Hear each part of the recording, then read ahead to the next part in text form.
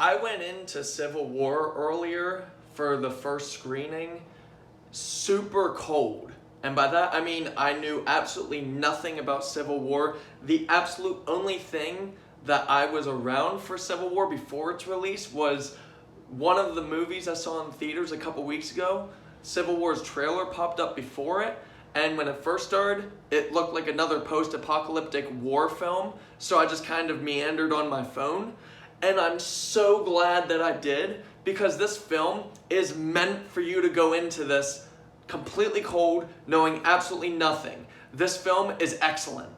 To simplify exactly what this film is, Civil War, in just a couple words, it is the Last of Us video game story without the zombies, but with a lot more photo mode, and that is Civil War. This film is meant to be a film.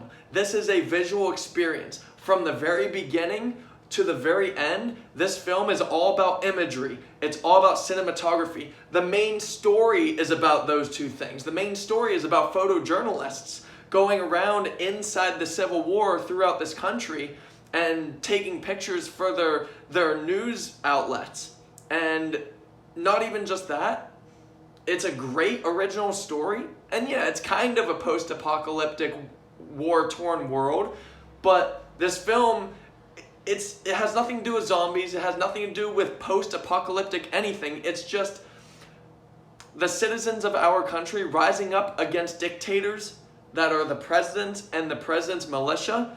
And basically it's just a story of photojournalists going throughout the war trying to take excellent pictures so that they get money from their news outlets, get promoted, and the like. And within that story, there's another inner story in the form of Lee, Joel, and Thufir Hawat from Dune, who meet up with Jessie, a little teenage girl at the very beginning, who ends up riding along with them to trek to the president's White House to kind of get an interview within this war-torn country.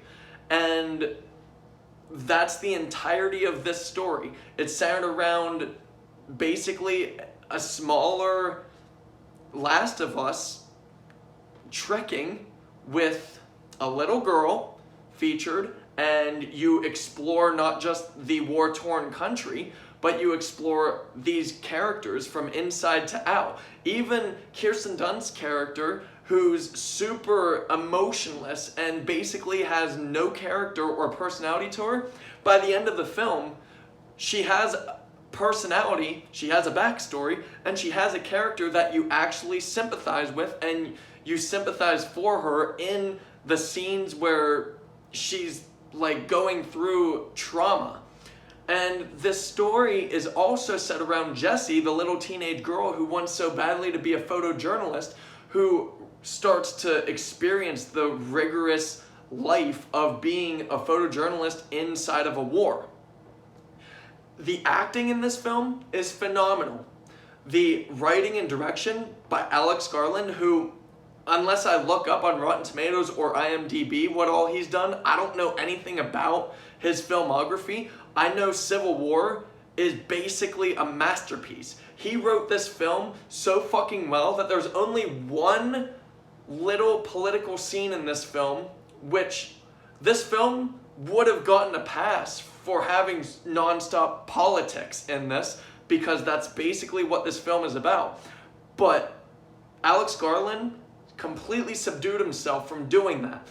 And it's honestly for the best, because Hollywood likes to inject woke politics into everything. And that's fine. If you were to do it once in a while, that's your belief, that's fine. Although Hollywood does it in every fucking movie, except this film, which would have made sense, but they didn't do it. And I'm fucking relieved about that, because even the one political scene ends up being a pro-America scene in the sense of dark humor.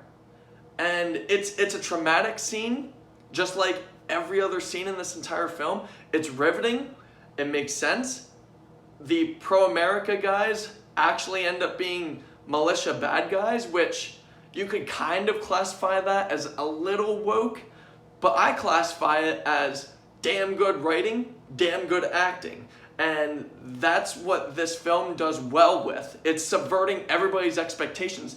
This film definitely subverted my expectations because I'm going to tell you right now, 15 to 30 minutes into this film, in my head, I immediately started thinking the whole way through, this is The Last of Us. Oh my God, this is The Last of Us in the form of film. I love this so much. And not just that, take for example the Dune film series where Denis Villeneuve focuses on cinematography and imagery.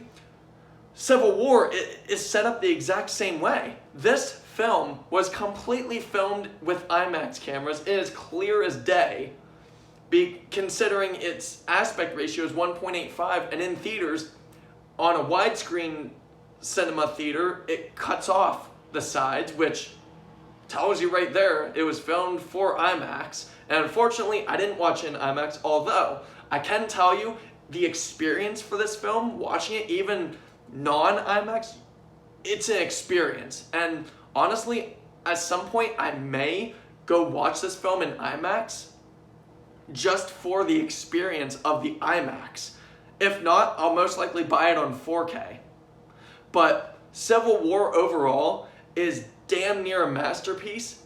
I don't really have many gripes at all with this film. I can't even recall thinking any bad gripes of this film because even the smallest thing I can nitpick, where say there was a comedic relief character halfway through this film, they still gave him depth. He was in it for maybe 10 minutes, and they still gave him depth and personality, not just as the comedic relief. In comparison to Godzilla x Kong, where Trapper was through the entire film, and he was basically just the comedic relief throughout the entire film of Godzilla x Kong, here in Civil War, one of the very few comedic reliefs actually had depth, personality, and character. He wasn't just in this film to make you laugh. He actually had heart and soul in his acting. And Civil War just subverts everybody's expectations. Honestly, this is a masterpiece film. Civil War is the first 10 out of 10 film that I have given in 2024. I just started back up with reviewing about 2-3 weeks ago, and Civil War is a 10 out of 10. Thank you.